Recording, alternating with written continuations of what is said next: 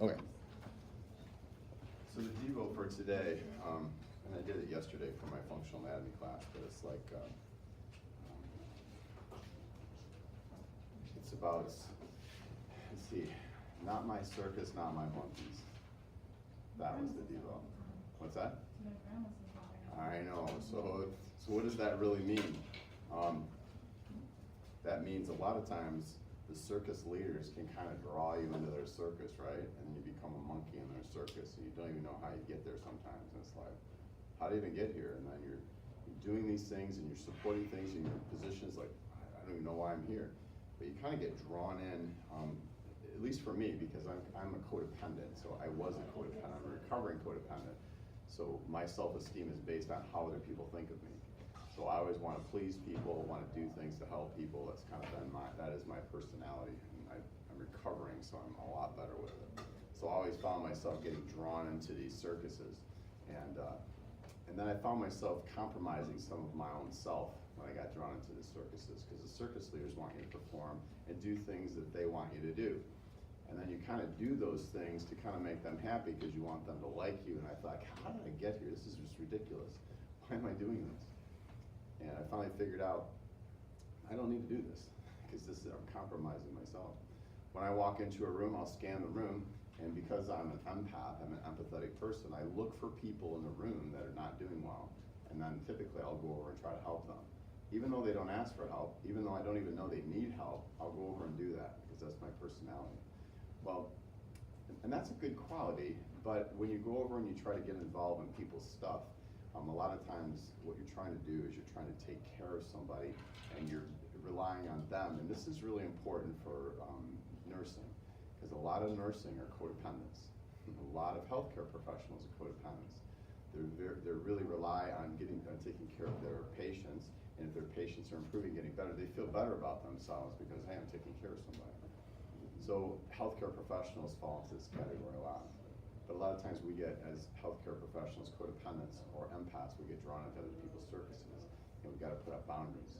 So my boundary is when I go into a room and I find myself scanning to see if anybody needs some help, I'll just say stop. If they need help, they can come and ask me. I don't need to go and get involved in their junk, because it's okay for them to sit in their junk, because maybe they just got to figure some stuff out. And who is it for me to go in and jump in their junk and try to help them with their junk when they might need just to do it on their own? That's what God might have intended for them. But if they come up and ask me for help, then I can go ahead and help them at that point. So that's kind of my boundary, okay? My boundary with patients, and listen, nursing students, okay? My boundary with patients, if my patient doesn't get better, it's not my fault, okay? They don't get better, it's not my fault. So that took me for a long time to believe, and I believe that probably 90% of the time. Because if someone doesn't get better, then I feel like, I must have missed something. So I'm still looking and I'm still investigating for what I can do to be better and try to help them.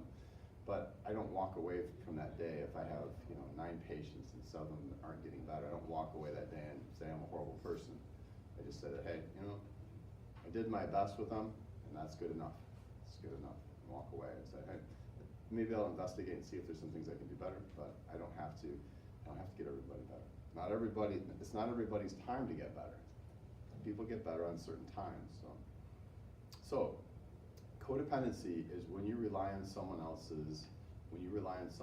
your own self-esteem. So if I'm in a relationship with a boyfriend or girlfriend, it'd be a girlfriend for me, but I'm just saying that for your gals out there, that if your relationship dictates how you feel about yourself, better think about the whole situation. So you are independent from the relationship. You're interdependent, but you're not codependent. So just try to keep that in. So not my circus, not my monkeys. Don't be a monkey in somebody's circus. Okay, have your boundaries up. Help people, but just know that you're not dependent. You don't need to help everybody. You don't need to save everybody, and you're not dependent on what other people feel about you. That's like 3 heavy things in a row here for Devos. But anyway, okay. Who's my next Devo? Who's the Devo? I think I am on Monday. Sweet. Okay, good. I don't have to talk anymore. So, all right. So, but I do say that in seriousness. Healthcare practitioners are typically very codependent on their patients, and healthcare practitioners are probably the most unhealthy people on the planet. So nursing typically doesn't take care of themselves. I've worked with a lot of nursing people over the years, and nursing, doctors, just most medical people, they don't take care of themselves very well. They take care of everybody else. They're caretakers, they just don't take care of themselves. So what you're learning in here is you're gonna be better with your diets. We're gonna learn all about diets in this class so you can get yourselves better, so you can take care of other people. You also can teach other people how to do that too. Because 80% of health is nutrition. Okay, let's say a prayer and get started. And I will slow my prayer down because I had some comments saying I pray to you. So, our Father in heaven, we bow our head and we give thanks for this day, this blustery day out there. And we give thanks for the opportunity just to be here and to learn, the opportunity to be at a university, the opportunity to teach, the opportunity to be students. We just give thanks for all that because those are all gifts from you. We give thanks for this opportunity to learn at this time and help us to please learn about nutrition and how to take care of people so that they can do your work and bring your kingdom onto this earth. We're thankful for everything you have. We're thankful for our Lord and Savior, Jesus Christ, his atoning sacrifice. We're thankful for his birth. We're thankful for his resurrection. We're thankful for his teachings. We're thankful for him being the light of the earth, or light on the earth. And we say this in the name of thy Son, Jesus Christ. Amen. Okay, we're diving back into carbohydrates. We're gonna back up just a minute. Gluconeogenesis. I just want to repeat this. This happens in the liver. Okay, and what happens is there's protein and fat, lactate, that all kind of combine together into the liver. All these separate things come into the liver, so the liver can then synthesize glucose. And this happens when our glucose levels, our glycogen levels are depleted. Okay? So that's kind of an important thing. Gluconeogenesis.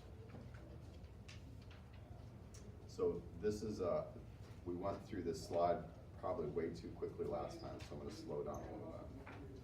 So gluconeogenesis, again, when the muscle glycogen stores and the liver stores are depleted.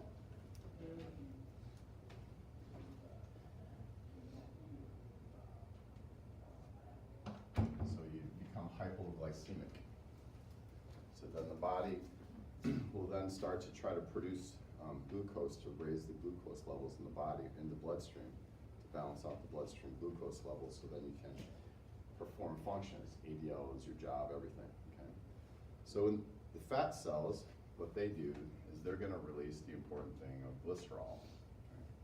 Then the muscle's gonna release, it's gonna break down and release amino acids, and alanine is the amino acid, is the primary amino acid that's gonna be used for, and actually alanine is used out of all the amino acids, because all the amino acids can be a part of gluconeogenesis, but alanine is the only one that can be transported in the blood, so that's why that one is selected. Okay, pyruvate is also, when the muscle glycogen breaks down, it also gives off pyruvate and lactate, and those both enter the bloodstream, and then they all go into the liver, and the liver synthesizes glucose. And then if you notice, there's a returning arrow, so then it can all go back, and then it can be stored in muscle glycogen again, if need be. So gluconeogenesis. Went way too quickly through this slide last time. So we've got protein, carbohydrates, and fats. They all can produce energy, and they all enter the Krebs cycle. So the protein will break down into amino acids, and then it's going to, acetylcholine is going to combine with acetylcholine and enter into the Krebs cycle to produce energy.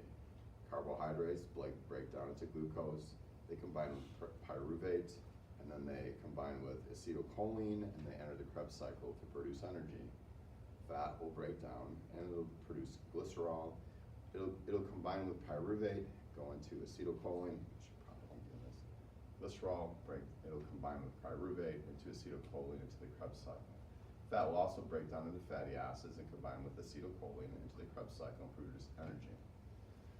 So, they all can produce energy, but what we talked about last time is the most efficient way to produce this energy down here is to go from a carbohydrate, glucose, pyruvate, acetylcholine, Krebs cycle into ATP. That's the most efficient way that the body can do that. Okay, carbohydrates for energy. So while you're just sitting there at rest, 40% of your energy is used just from carbohydrates. So 40% of what you're using for energy now is carbohydrates. Okay, so when you have aerobic training, when you're training aerobically, whether that be, example would be sprinting or lifting weights or something like that, that's the major source of carbohydrate. That's what you're gonna burn. When you do high intensity aerobic exercise, that's the major source of carbohydrates. You're gonna use, let me back up. So when you do high intensity aerobic activity, the major source of energy is carbohydrates. And then also intermediate high intensity exercise sports such as soccer and basketball and things like that, you're gonna burn carbohydrates. So the fat is the main source during low exercise intensities such as a 40 to 50% VO2 max. So that's, has anyone heard of VO2 max testing and training and that kind of thing? I know my HES people have. Nursing? No. So basically, we can evaluate to see how much oxygen is used and how much carbon dioxide is produced through this testing called VO2 max testing. And we can then figure out how efficiently the body is using oxygen and how effectively it's getting rid of carbon dioxide.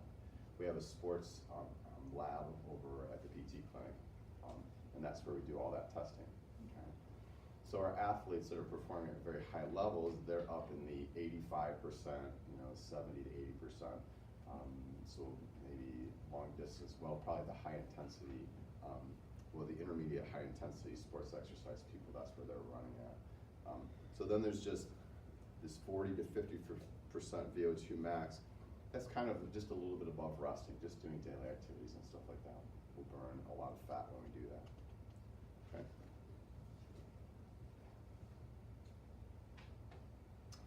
So in the first 10 minutes of exercise, we're burning muscle glycogen. That's the primary fuel that we're using. And then from about up to 20 minutes, around the 20-minute mark, we've used up almost 1/5 of all the glycogen in our muscles. Okay.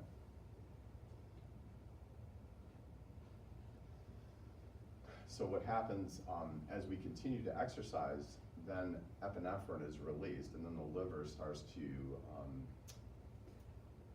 release glucose and fat. Okay, so when we hit over the 20-minute mark, that's when we start to use fat metabolism.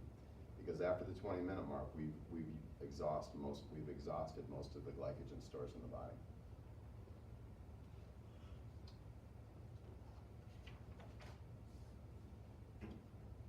All right, I think I just covered this. Yep, I did. All right. So we talked about hitting the wall. Hitting the wall is when you don't have any glycogen stores left. So your liver and your muscles are completely depleted.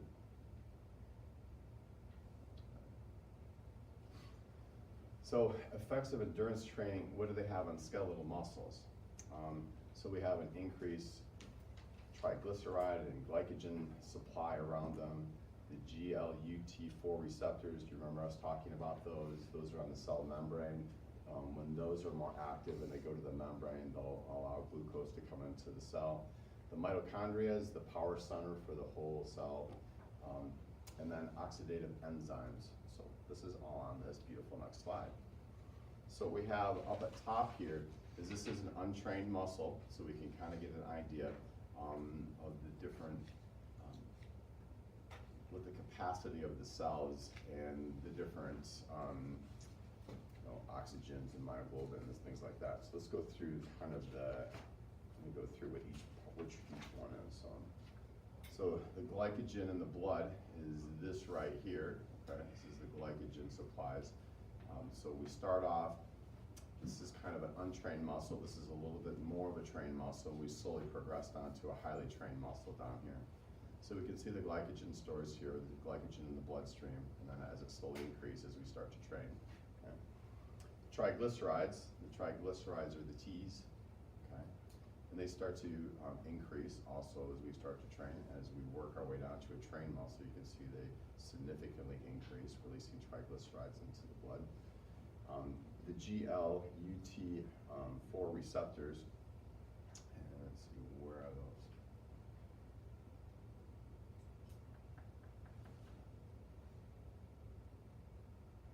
Oh, that's these guys right here, okay. So we can see we have a couple here, and then they slowly start to increase with the trained muscle. So as we train, our body starts to change to allow it to be more efficient. So it can use carbohydrates more efficiently, it can use fats. So our body can start becoming more efficient with exercise. So the mitochondria are these little cells right here, and you can see they start to increase and get larger. And myoglobin, which facilitates the use of O2 and production of energy, starts to increase too. And myoglobin is right here, and it starts to slowly increase. So that's what this slide means. And I think this is in your book. I just can't remember what page it is. Is it in the book? It's right there. Yeah. So I thought this was an interesting slide, and I just wanted to go through it. When I first saw it, I'm going, what is all this stuff? And I had to slowly work my way through it. So, but it's a pretty easy concept as we train. That our body starts to become more efficient in the use of energy, and the cells start to change, and we just become more efficient in general. And that's just common sense too. And start working out, and you get a little stronger, and endurance levels get better, all that stuff. Okay. So intense anaerobic work burns glucose. We know that. We just covered that. But this is kind of interesting. So as the O2 demands, so as the oxygen demands go up, but we have a limited supply of O2. So what happens is that as we exercise, the oxygen demands of the cells, they want more oxygen. We can only breathe at a certain rate, so our oxygen supply can't keep up with the demand of the body, okay? So what happens? You can't burn fat if you don't have oxygen.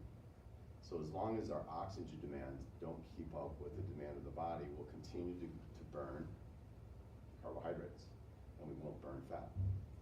But when we do have oxygen, then we can burn fat. So that's kind of a key thing. Oxygen, if we have oxygen, we can burn fat.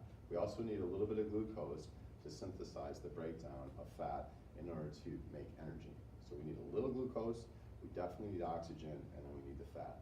And that's for more of an anaerobic type of work. So then what happens is as we use this carbon dioxide, as we use our carbohydrates, and the glucose breaks down, then there's fragments of glucose that are floating around in the muscle, in the capillaries, and also in the arteries. And those fragments are called lactic acid. Has anyone done a workout and you get burning in your muscles? You start to get burning, okay? That is that fragmentation from glucose called lactic acid. And how do we get rid of that burning in the muscles? What do?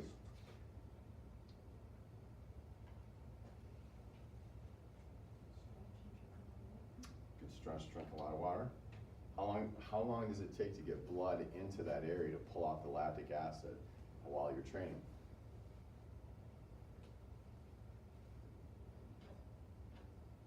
So I'm doing a bicep curl, and all of a sudden I hit number 10. It's, oh my gosh, it's killing me, it's burning. I throw the weight down. How much longer before I can grab that weight and do it again? Anyone have a guess? Yeah, it's just a simple rest period. It could be as simple as 10 seconds up to 2 minutes. So we just need to give a little time for the blood to circulate through that muscle again so it can pull out lactic acid, it can get oxygen in. Okay? It's a simple concept. But here's something interesting too. So let's say we talked about being stressed out and holding our muscles tight. Well, when I lift weights like this, I get lactic acid buildup, which causes burning, which causes pain, right? So that's kind of a painful. That tells you to stop, throw the weight down, give it a break, shake it out, let the lactic acid, let the blood flow in there, and then you can start with training again. But people who hold themselves tight all day, like this, and they never give it a break, I mean, what happens to the upper trap and the scalenes and the levator scapula muscles? What happens over time? Can blood flow through those muscles really well? No, they're contracted. They're burning a lot of energy. They're building up lactic acid.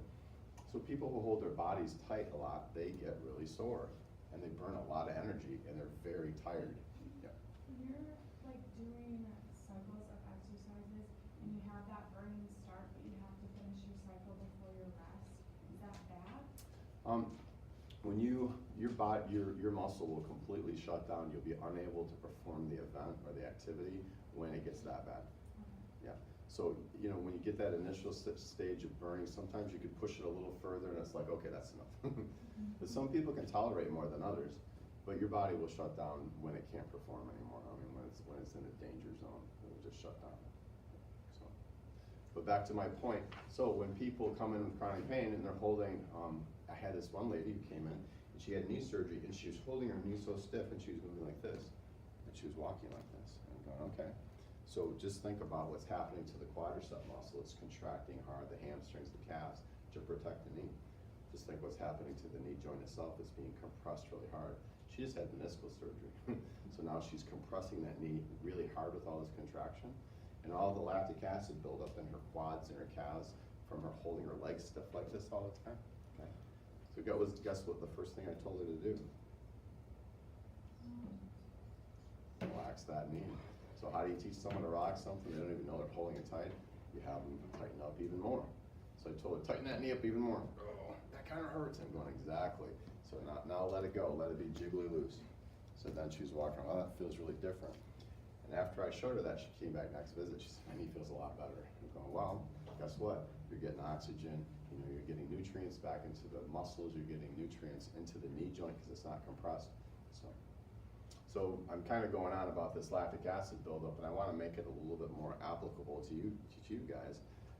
Is that just by learning how to do progressive relaxation, that helps with blood flow, it helps with oxygen supply, it helps with all that.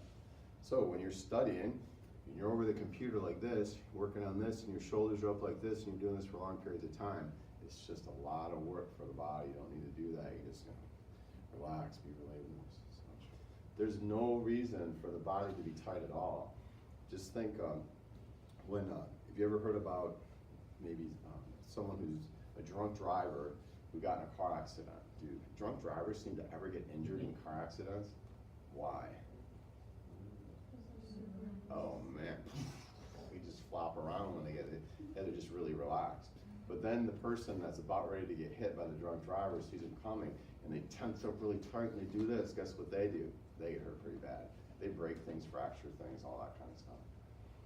So, so to stay really relaxed in your muscles, there's no reason to be tense or tight for really anything, except if you are going to receive a blow. I mean, if someone's going to hit me with a baseball bat right here, I mean, I'm going to tense up just for protection, okay? Because that will help the muscles can contract to try to absorb some of the blow. But there's no reason to be tense at all in life. If anyone who performs athletic sports and has performed at high levels, the more tense you are when you're in your sport, the worse you're going to perform. So, slower times and fighters, they just can't move, they get tired quicker. So, all right. So there we go. Lactic acid. Try to be loose. It's an important thing to teach your patient is to be relaxed and loose. And if you could show them, everybody as you're sitting there right now, I want you to tense your whole body up. Tighten your butt cheeks up, tense your back up, shoulder blades tight, pecs tight in the front, tighten up your bicep muscles, your quads, your calves, your feet, and your hands, and tighten your face up right now. I want to see everybody's face tightened up. Come on, everybody, tighten your face up. Okay, now just let it go. Be like Jell-O. I mean, I really want you to think like you're Jell-O, and just let your shoulders drop down, back relaxes, feet relax, hand, face relax, okay? This is how you're supposed to be all the time. So doing it once doesn't work. I have to tell my patients to do it every 10 minutes. So it takes them about 3 weeks to finally get it. And once they get it, then they're saying, yeah, I like this a lot better. So anyway, so when you're ready to take your exam, tense up, relax, take slow breaths in, 5 of them. That'll get your parasympathetic nervous system going, and then your brain will start to kick in again, and then you'll be able to be relaxed when you take the exam. Okay. So now we're moving into timing. When do we need to eat? Okay, and how often do we need carbohydrates? And we're going to get, in probably this next little bit, we are going to get into a lot of exercise related stuff. I'll try to bring it back to a little bit more patient care related stuff too, but we'll kind of go back and forth. So the timing of the carbohydrates, basically 3 meals a day, which that's kind of what we do, that's kind of what our culture is, about 4 to 5 hours apart. We need about 60 grams of carbohydrates per meal. So an example of just when to eat, between 7 and 8, 2 and 1, 5 and 6. I mean, those are just rough times when we can eat. Those are pretty standard. Okay.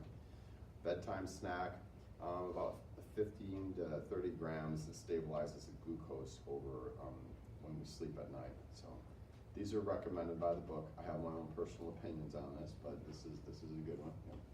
I had read an article or something somewhere that it was actually healthier for you to eat like 5 or 6 smaller, like not meals, but like snacks throughout the day rather than 3 large meals, just because it like boosts your metabolism. Is that not true?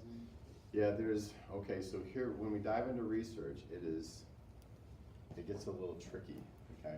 Because whatever I say, you guys can go out and find like 5 research articles that goes against what I say. So again, you have to be, and when we get into our presentations, we'll start to realize that, okay, who's writing the article? I mean, who's the research, who's funding the research, and that'll kind of tell us a lot about what the agenda is of that research article. So there's some couple different points.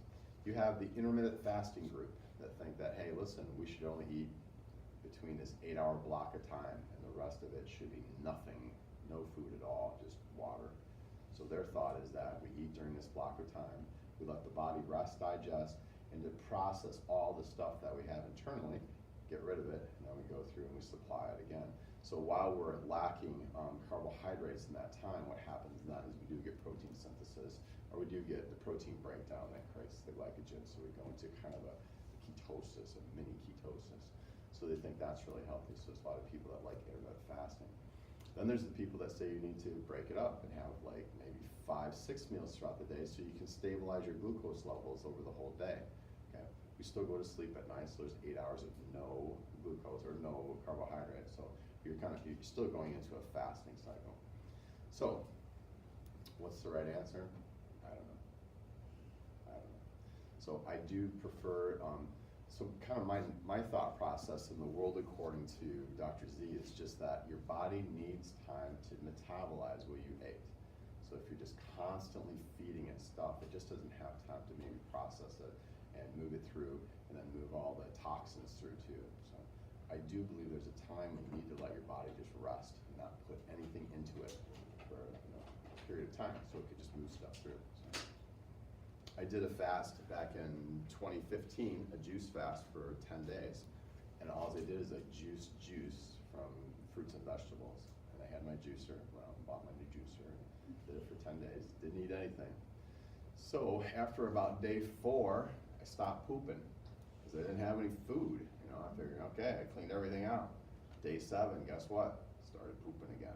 It's like, what is happening here? I haven't eaten food in 7 days. So it just told me, man, there's a lot of stuff inside of you that can just get processed and move through. So we hold on to a lot of toxins in the body. So by day 10, I stopped again. So by day 10, I was grumpy and I needed to be done. So, but I think I shared that story with you, didn't I? No? So I did that to see what my body would feel like, and then I did a video recording each day. Each morning I'd get up and video record, oh, this is a crappy day. I would just video record how I felt, and it has certain criteria. And for the first time in my life, I could smell. I've never been able to smell the smells that I could smell after like day 4. It's like, wow, my nose works. It's pretty cool. And there was just a lot of interesting things that happened with my body. But I mean, after about day 3, I wasn't hungry anymore. So there's just a lot of interesting things that I observed with my body over the course of 10 days of not eating. So it's kind of fun. But I did feel different though. I felt better. I was pretty energized, even though I didn't have much food. I was pretty energized. So, all right. Has anybody done anything like that? Any fast? Like a water fast for 24 hours? Or a juice fast for an extended period of time? Done a water fast for 24 hours? No, I did like a juice fast, but only for like 3 days. 3 days? And what did you think? Yeah, you do stop like being hungry after a while, Yeah. and like I did feel better, and like not as like bloated or like weighed down kind of. Yeah. It's more energetic. Yeah, so in this country, the culture says that it is good to have a full belly. It is good to have one of these things right here, okay? But when we have one of these things and we got all kinds of stuff in here, we kind of are sluggish. I mean, when you're when you're just full all the time, you're just kind of sluggish. And then when you do your juice fast and you don't have anything in here, it's like, wow, I feel lighter. I feel like actually I have more energy. So it's just it goes against what culture is in the United States. This is it's good to have a full belly, but other cultures say it's good to have an empty belly, not have much in here. Like what kind of like juices do you use to like get all the nutrients? Yeah, so I had no idea. I just made it up. Totally made it all up.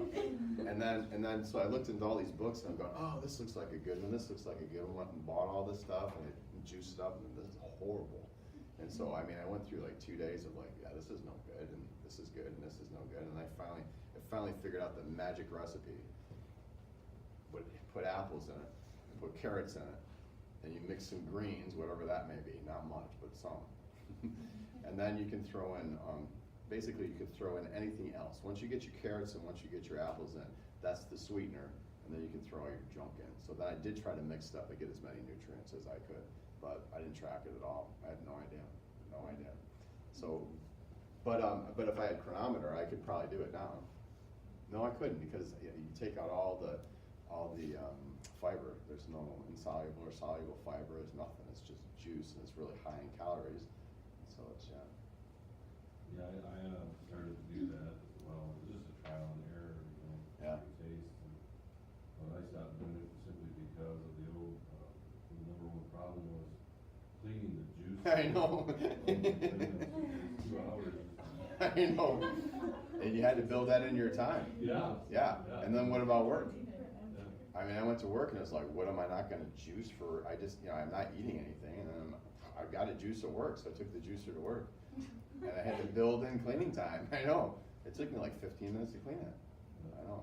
There's so many little parts to it, and so many crevices, and like, how do I pay for that? I know, and then all the crap that flies out on the counter, and you got to clean that up, and then, and then when you do your green leafies, I mean, you have all that chlorophyll. When the chlorophyll hits the countertop, it'll stain the countertop. So you're scrubbing it, but I know. Yeah, I haven't done it since. It's nice, it gets good, but. Yeah, it was, actually there's a movie out, shoot, what is it called? It's called Fat, Sick, and Almost Dead. Has anybody seen that movie? Yeah, you've seen that movie. That was my inspiration, was that this dude did it for 40 days, and he got rid of all of his medications. So I think everything. Yeah, so this guy, I don't know how much he weighed, like 240, 260, something like that. He's a big guy. Unhealthy, he had autoimmune diseases. He's taking medications for autoimmune problems. I don't know what they were, I can't remember. But he had some, and then he juiced for 40 days and got rid of all his meds. Felt great, lost a ton of weight. Produced a movie, made a bunch of money.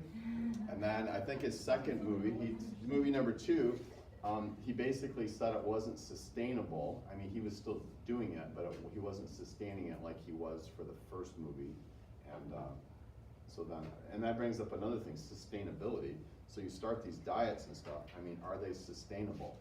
And when we do our presentations, our diet presentations, that's gonna be one of the questions that you have to answer for your diet. Is the ketogenic sustainable? Can you do it for your whole life? Well, if you talk to Dr. Campbell, he says absolutely not. He says you'll have heart conditions by your second year. So are these diets sustainable?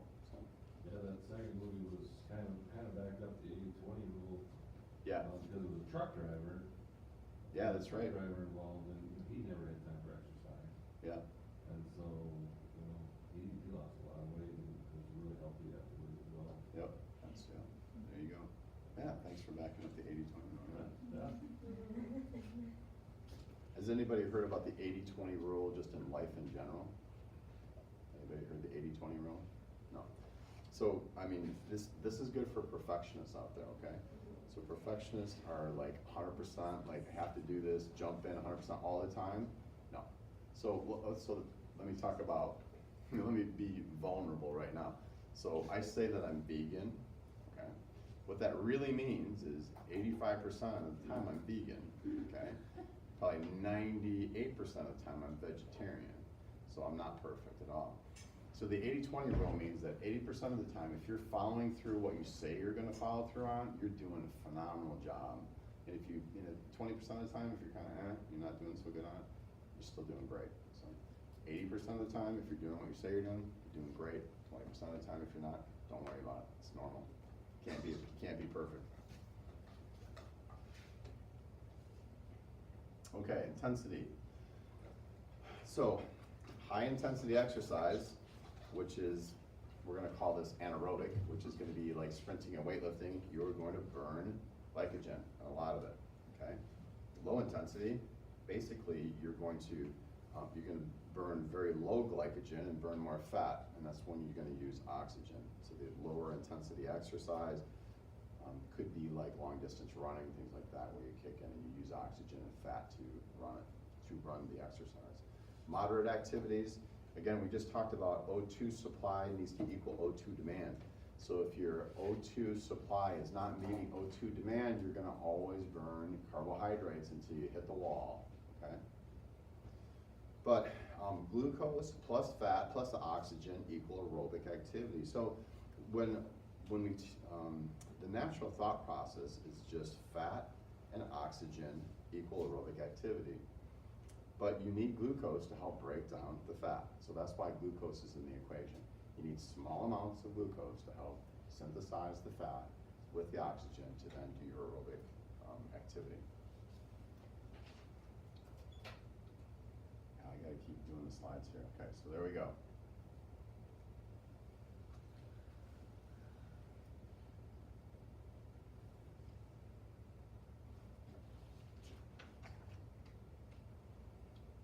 Okay, so we're gonna talk through this slide. I looked for this slide in the book and I didn't find it anywhere. So this must have been in an older version of the book. So this is just kind of reinforced what we've been talking about. So we have blood sugar or glycogen stores up here, okay? So then we have a breakdown of glycogen into glucose and it enters the bloodstream. Where it is, okay, enters the bloodstream. And then if we go into anaerobic activity, it's gonna break off here, and this is an anaerobic part of metabolism. It's the first few steps of glucose breakdown, which yield a small amount of energy. So when we're in the fight or flight response, that first big burst to get away from the bear, that's gonna be the ATP that we're gonna use right away from the glucose. Okay, so that's what happens first. And then, after a while, after we deplete that or we continue to do an exercise, a low-level exercise, then we're gonna need oxygen, okay? So oxygen then enters the system, and then we have these fatty fragments, or the fat enters here too. And what happens here is a cascade of effects, and we have aerobic activity now. So this is aerobic activity where glucose fragments, this is where those glucose fragments help to synthesize the fat. They're broken down completely and then made into energy. Okay? So there's a whole part here where we don't need oxygen, then there's a whole part here where we do need oxygen. Okay?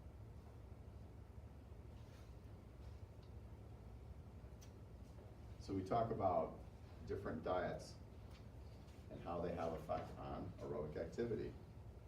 So a high-fat diet will decrease your ability to do aerobic activity. Then you have just kind of a, I guess we'll call it a normalized diet. And then you're able to do more activity. In a high carbohydrate diet, you're able to do longer aerobic activity, longer physical endurance activity. So, pretty straightforward. Okay, so to keep the blood glucose levels up during exercise for greater than 90 minutes, or it's just not for exercise. We could be doing activity like chopping wood, or you could be doing an aerobic activity that's an ADL. You need to eat. Let me get to the next part. You need to eat a high carbohydrate diet of 5 to 10 kilograms.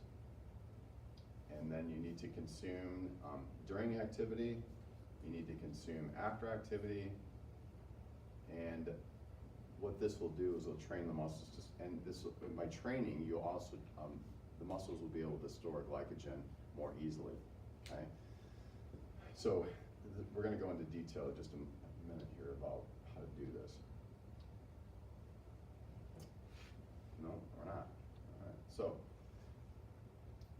yeah, we will. We'll go into when we need to eat, and we'll talk about carbohydrate loading and stuff like that in just a second.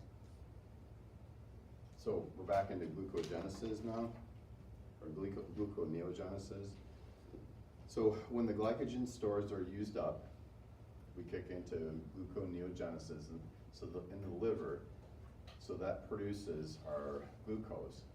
And but if it can't keep pace with our high intensity, long duration exercise, what happens then is the glycogen in the liver gets depleted, and the muscles get depleted too. The glycogen in the muscles get depleted, and then we move into something called hypoglycemia. Has anyone heard of that? Is anybody hypoglycemic in this room? Okay. Hypoglycemic just means your blood glucose level runs low. That's it. You'll run into a lot of patients that have this. My mother's hypoglycemic, and when diabetics get really good at knowing when they start to become hypoglycemic, and they'll so anyway, okay, let's move on. So hypoglycemia can impair function to the central nervous system. You get weak and tired and fatigued. Okay, so if you're doing activities and you start to feel this way, you'll start to, and if you can train your if you start to understand hypoglycemia, and then you start to have these problems, then you can start to know when to add sugar to your diet, and you know when you need to go in and eat. So diabetics are really good at this. They know when they're turning hypoglycemic, and they know when they need to go in and eat. So basically, hypoglycemia is the body's attempt to prevent, or hypoglycemia is the human body's attempt to prevent hypoglycemia. This is what it does. It's the hormone activity in the body, and we had this in slide 28. So let's go back to slide 28 and just review that real quick. So basically, glucagon will be released by the pancreas, which will try to increase glucose levels. Epinephrine will start to be released to increase glucose levels, and cortisol will do the same thing. And what that'll try to do is try to stimulate the liver to go into gluconeogenesis.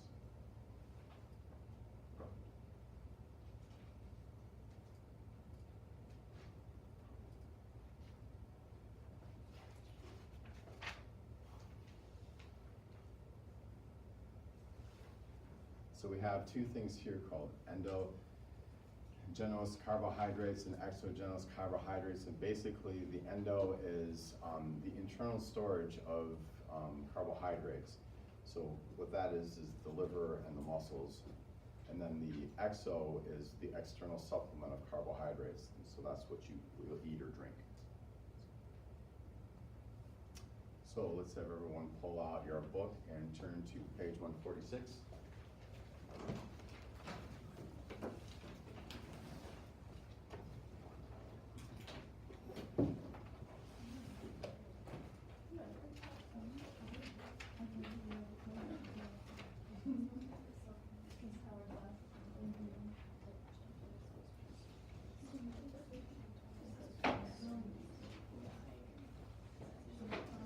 So, has anyone watched a little bit of maybe a marathon, like the Boston Marathon, New York Marathon or something, and they have these stations and the runners run by and they grab their drink, or they have these little packets and they squeeze it into their mouth and stuff like that. They're supplementing not carbon dioxide, that would not be what they want. Carbohydrates, they're supplementing carbohydrates to supply their body nutrients. And they have it all timed out perfectly, because when they put something into their system, it'll probably take a few minutes to get into their system. They're saying like it could take like 60 minutes to actually get into their system to elevate glucose levels. So they have everything timed out per station. They know exactly what they're doing. They have it down to a science. Okay. So this on table 4.7, it just goes into the different exercise levels and when you need to eat carbohydrates, whether it be before the exercise, during, or after exercise. it just gives a real good example. All right. Let's go to. So timing of carbohydrates. So for exercise, you want to eat about 4 hours before. You want to eat about 4 hours before your exercise, and then you want to have a snack, about 4 hour or about 1 hour to less than 1 hour before your exercise. This all depends on what exercise you're going to perform. So, and it varies for aerobic to anaerobic, and we'll get into that in a second. Has anyone done carb loading for exercise? Anything like that? Yeah. What? Give me an example. What sport and what you did? I did like a half marathon, so like the day before, and just like ate a lot of carbs. So just like the night And then before. Yeah, the night before, and then I had a lot of like goose packets on the race day and stuff, and like I did like a 25K too with these things. Did you like strategically plan it out at different points where you're going to take your packets and everything? Yeah. Mm-hmm. That's cool. We weren't that technical back when I was in high school because I played football, and the coach just said, "Yeah, everyone has spaghetti for dinner tonight. Eat a lot of it." And that was basically what he said. I mean, the concept was correct, it just wasn't that technical. But carb loading was, it's been around for a while. Okay, so let's go to.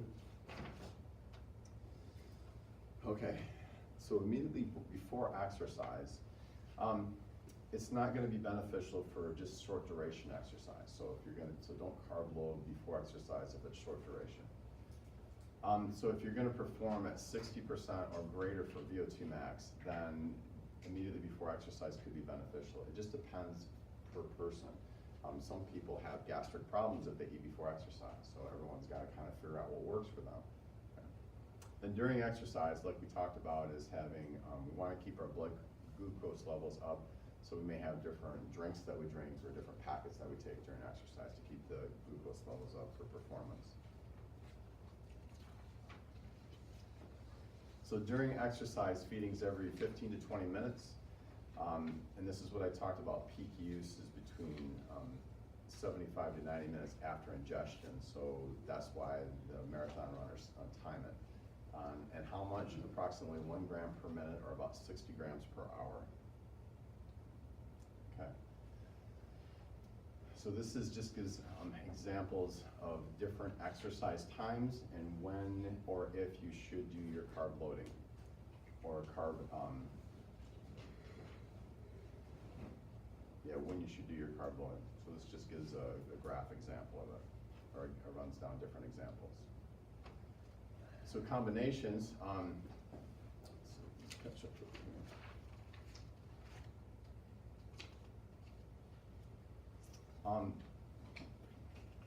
So carbohydrate combinations such as glucose and fructose. So Gatorade, everyone's heard of Gatorade, right? Where was Gatorade? Who founded Gatorade? Where did it all?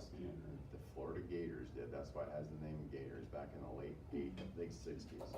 So that they had their,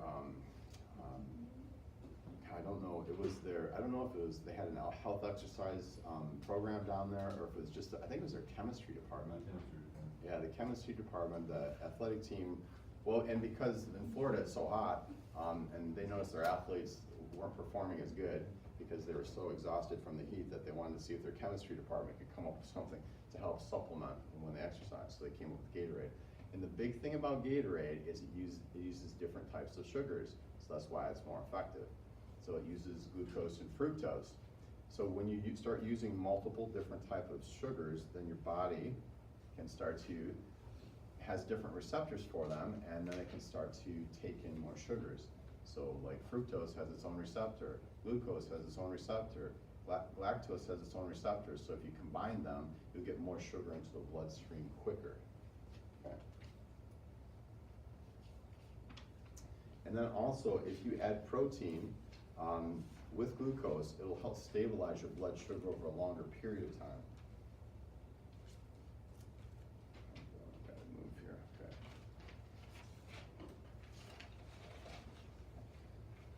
Okay. Okay, So this goes into sports drinks, and we were just talking about this, sports gels, sports jelly beans, that kind of thing. So it appears to be the carbohydrates, whether they're solid or liquid, appear to be a little difference between the two forms and relative to the effectiveness of performance. And it's basically the preference, whatever the athlete likes. So then we have something called hyponatremia, which is a decrease in sodium in the bloodstream. So when you start to ingest a lot of fluid, you can actually decrease sodium levels in the body, which leads to another condition called hyponatremia, which can then decrease overall performance. Okay?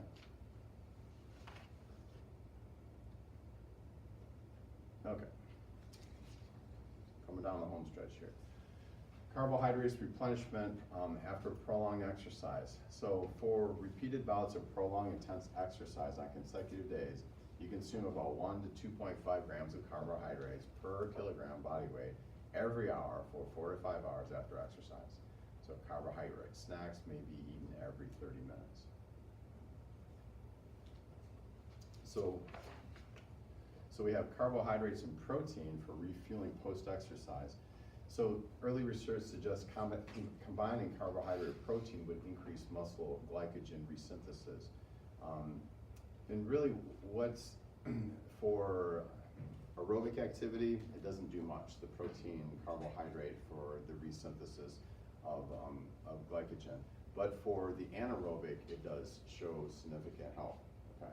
So aerobic doesn't help, anaerobic, it does help when you combine the protein and carbohydrate together. Okay.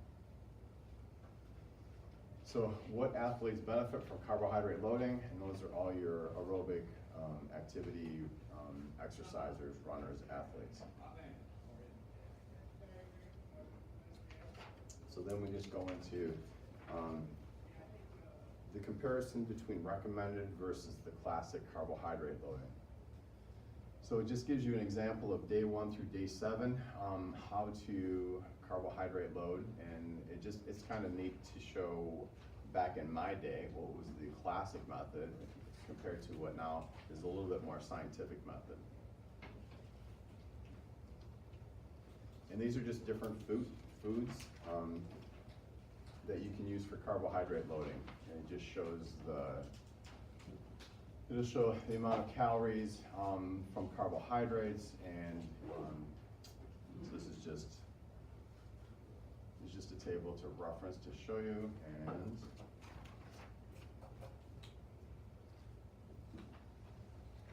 will carbohydrate loading improve exercise performance?